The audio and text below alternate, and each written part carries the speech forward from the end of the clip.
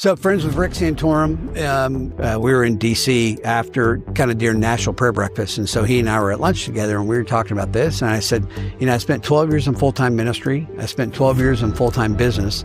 He just kind of out of the blue, he's like, have you ever thought about running for ag commissioner? And I said, okay, why would you say that? And he said, you cleaned up honey. No one was testing honey. He said, right now, people don't trust food. And so you created trust by transparency and testing, and people feel like they're getting sick. We need someone that would go and focus on cleaning up food. And you've got that ag background. So I went home and I was telling my wife about this, and Patty, she said, man, I can really see that, which shocked me. Ready to roll? Yep. All right. Real Texan. Why should this matter to real Texans?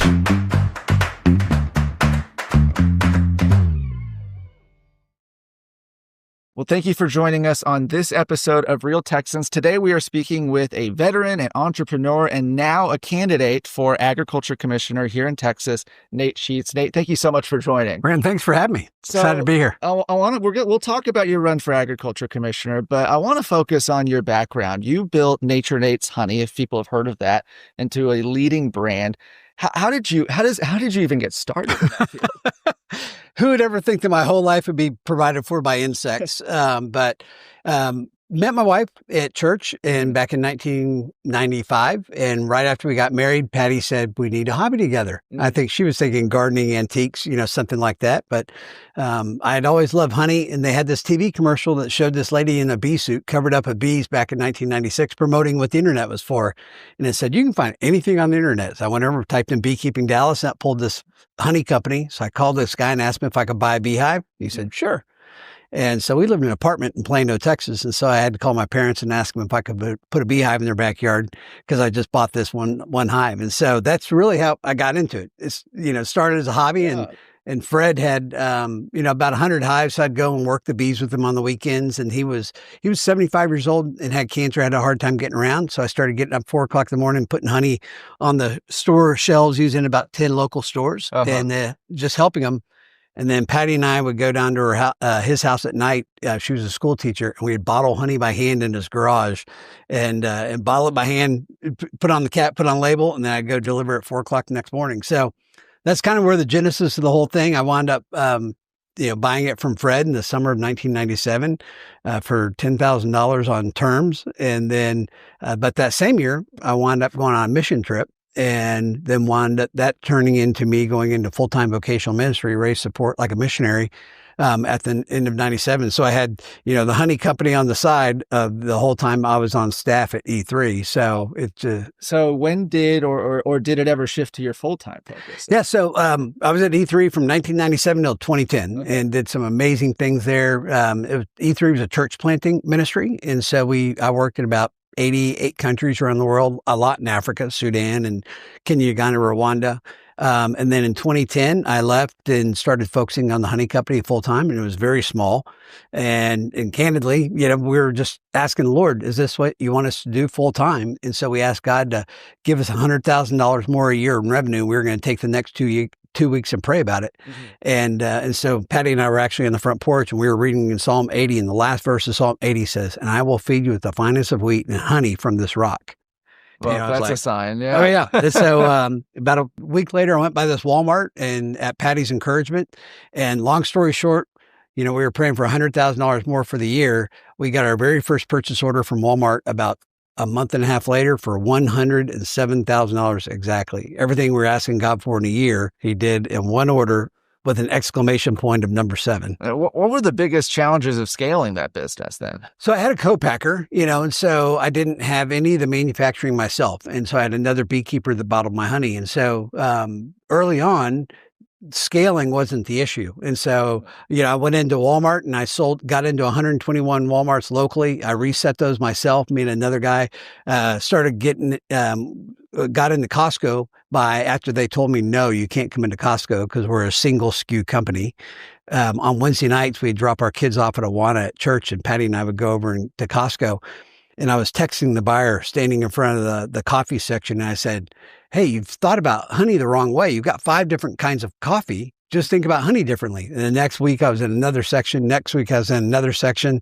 And eventually he said, fine, you can come in, we'll put you in 9 clubs. And so, early on, I just spent all of my time of just guerrilla marketing. I didn't have any idea about the grocery industry. I've been in full-time ministry and, advertising and other entrepreneurship ventures, but knew nothing about grocery. But literally just guerrillaed and got and started shoving honey into every nook and cranny I could in Dallas, Fort Worth.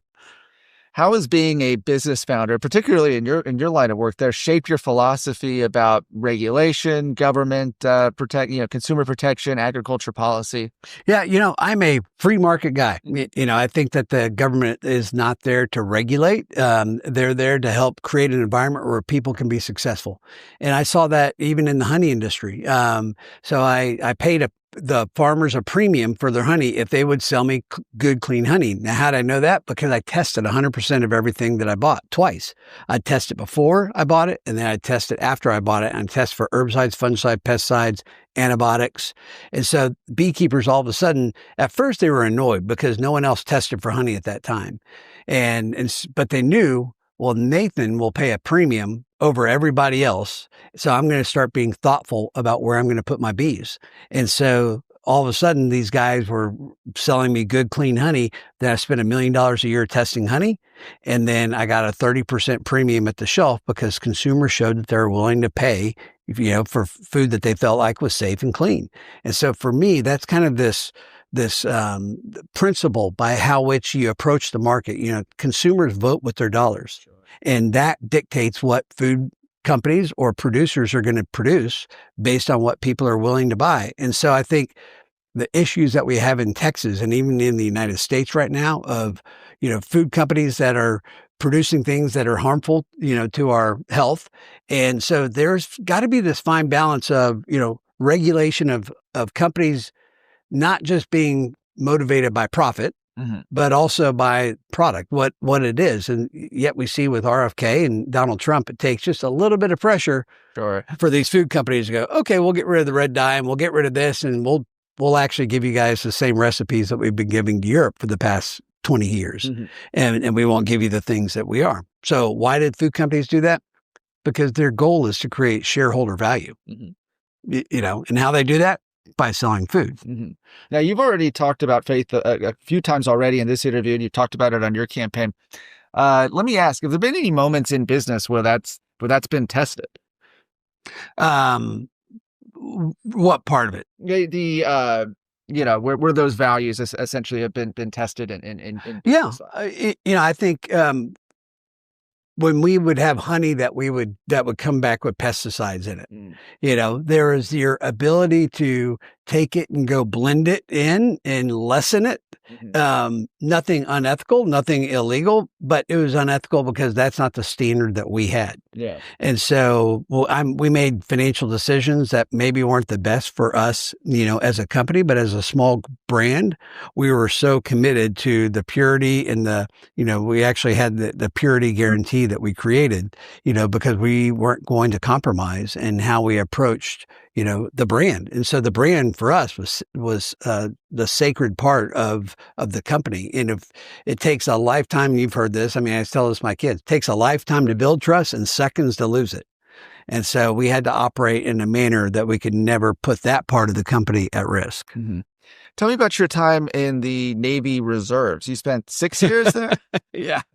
Yes, actually here in Austin at Camp Mabry. I always say we're on the USS Sofa. No, but my dad was an Air Force colonel. And so in our family, the girls got to go to college wherever they wanted to, but the boys, how are you going to pay for your school, Nathan? And so my brother went Air Force Reserves, but I loved to fish, and so I went into the Navy.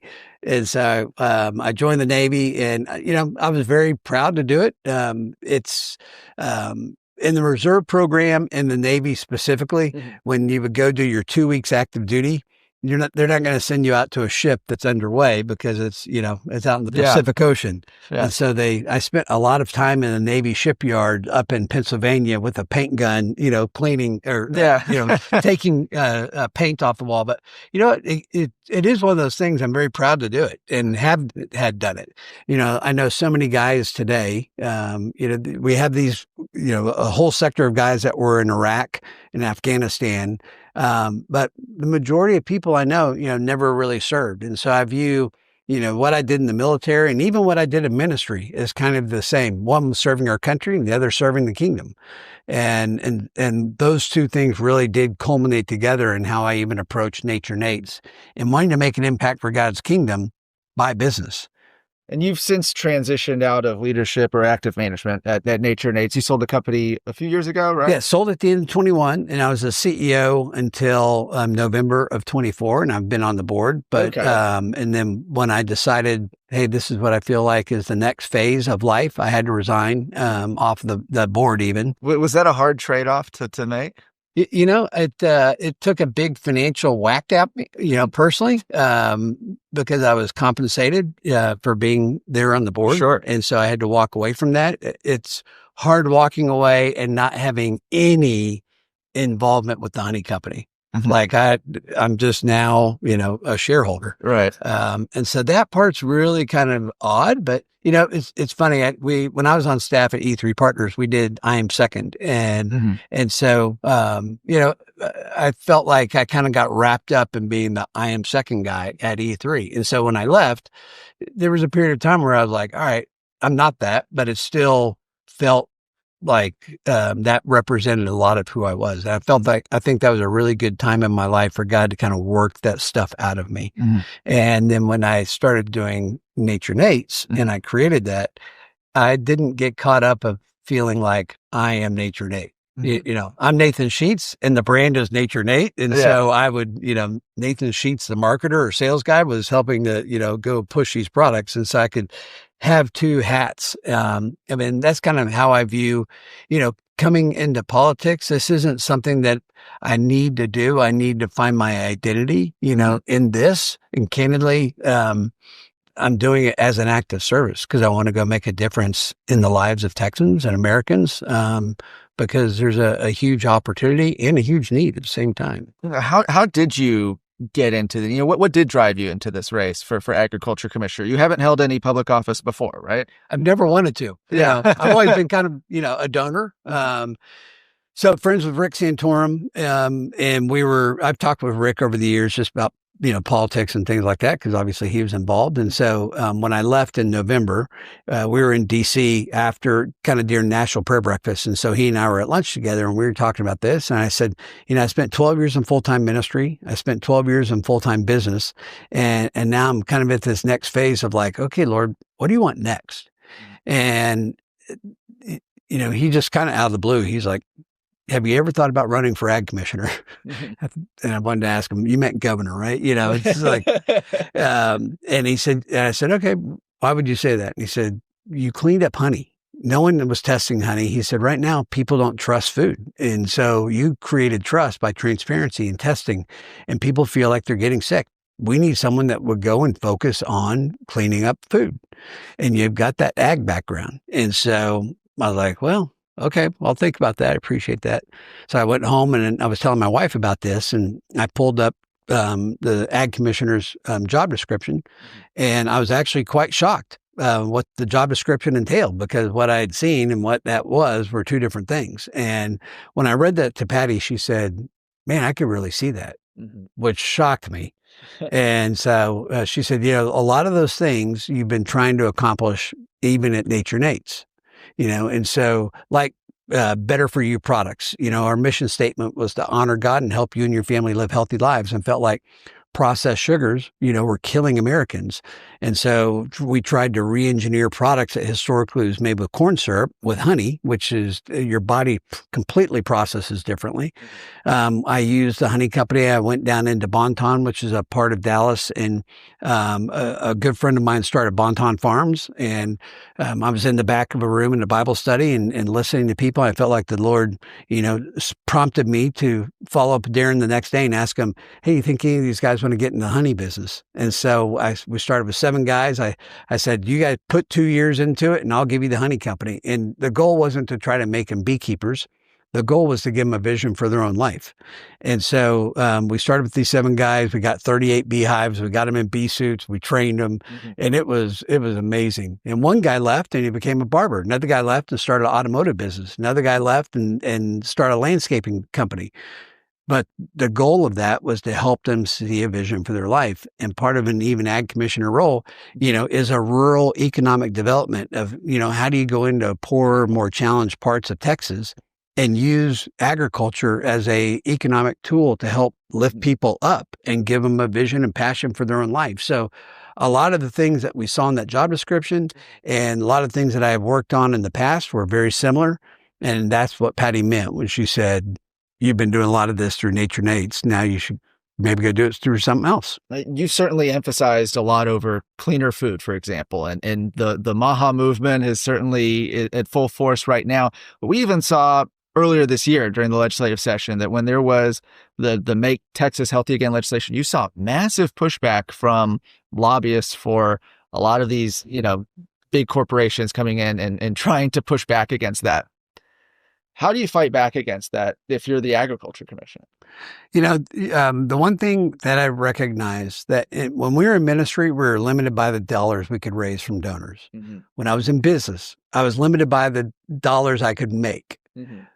But when I think of it being ag commissioner, it's the bully pulpit that you have, the ability to, bring people to the table and take on big opportunities or take on big problems and challenges and use that as a way to, bring different sides of the table, together, because even though one guy believes one thing and another one believes something else, the outcome is going to be a better decision because you have both perspectives going into it. And so I think, do I have the ability to go in and, ban certain things or regulate certain things? No, but I will have the ability to go in and be a voice and to try to challenge and encourage and sponsor and drive, things that do 2 things: help create a cleaner, better, safer, more healthy, nutritious food, and help farmers and ranchers be more successful than they ever have been. And that's, those 2 things are not exclusive from each other. Like I said earlier, when farmers and ranchers have direct access to consumers, then consumers are going to vote with their dollars, and they're going to be able to see when I can produce healthy, nutritious food, people are going to pay for it. But the challenge that we have today is they don't have access to consumers. In 1980, farmers got 40 cents of every $1 of food that went in people's mouths. Today, it's 15 cents, 60% less revenue than there was 45 years ago. So that's the reason why we lose 68 farming families a week and have since 2018. In the United States, we lost 123,000 farmers last year, 7%. So we're losing the small farmers, and those small farmers are the entrepreneurial vigor and blood of small towns. And they're also the small farmers of today that become the big farmers of tomorrow. I mean, they're the Nathan Sheets that become, Nature Nates. And so we need more people to get into agriculture, and we need to help create a economic environment where they can thrive, not just survive. One issue that has gotten a lot of attention, especially over the last few months, has been regulation of THC products. You've certainly seen this debate, and the current agriculture commissioner has weighed in. Still sort of unresolved. Where do you fall on that fight over whether or not these products should be allowed or they should be regulated or what? Yeah. I do believe that part of the responsibility of where we are today and lack of confusion was not a well thought out program when we brought hemp in. And I don't think that the Ag Commission, specifically under the current commissioner's leadership, did a good job really thinking through all the different facets. And so, it's kind of like with my kids. We talk about alcohol and, drinking and things like that. I just sent a kid off to college at Ole Miss, and I'm like, now listen, dude, I said, if you choose not to drink, you'll never look back in your lifetime and think, man, I wish I drank more. Yeah, that's probably true. Yeah. And so when I think about, marijuana, I know that there are medicinal purposes and people who, want to use it for PTSD and pain relief and things like that.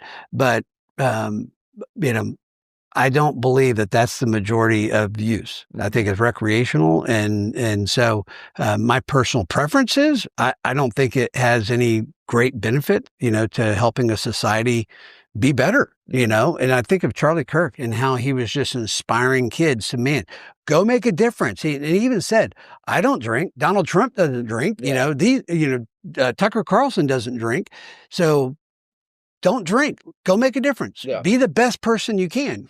So, I mean, whether it's alcohol or whether it's, marijuana, go be the best person you can. And I promise you, if you don't do either one of those things, you won't look back and wish you had done it more. You're running against an incumbent, Agriculture Commissioner Sid Miller, who's been in office for the last 13 years, I guess, now, or 12 years now.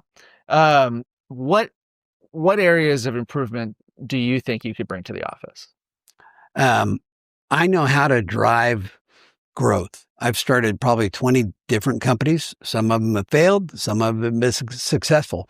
And so, being an entrepreneur, I see opportunities and I see challenges, and I know how to rally troops together. I know how to cast vision, get people excited, get them to the table, and work on actually, taking advantage of things. I don't believe that where we stand today, that we have that type of leadership. And so I will be focused on that aspect. There's a lot of ethical distractions that are unnecessary to the department and that have mired the department, with a lot of internal challenges and disruption. Those things shouldn't be there. And even hemp, has created challenges at the TDA, at the very top of the leadership. And so that would be something that would be very different if I was blessed to be there. Yeah. If you could accomplish just one thing as Agriculture Commissioner, what would it be? I don't see a separation between growing food better and growing better food. And that to me is the producer side and the consumer side. And so to create if the only one thing I created was an ability to farmers and ranchers to be able to go out and get back to a 40 cents of every $1 of food. And that's driven by them having access to consumers, and consumers are doing that because they're producing clean, nutritious, and healthy food. Then, man, we have won for generations to come. Last question. How can folks who want to follow your campaign do that? Where can they follow you? Yeah. NateSheets.com. Pretty simple. Yeah. Nate Sheets, like bed sheets, .com. And then you can go to Nate Sheets for Texas and X and Twitter, or X and Facebook and Instagram. But NateSheets.com is the best way to be able to follow us. And we've got a lot of events that we're doing all over the state. We're speaking about 38 different True Texas Project town halls. And so we'd love for your listeners to come out and I'd love to meet them and hear what they feel are the greatest needs for both Texas and farming families. Nate Sheets, thank you so much for sitting down with us, and thank you for joining us on this episode of Real Texans.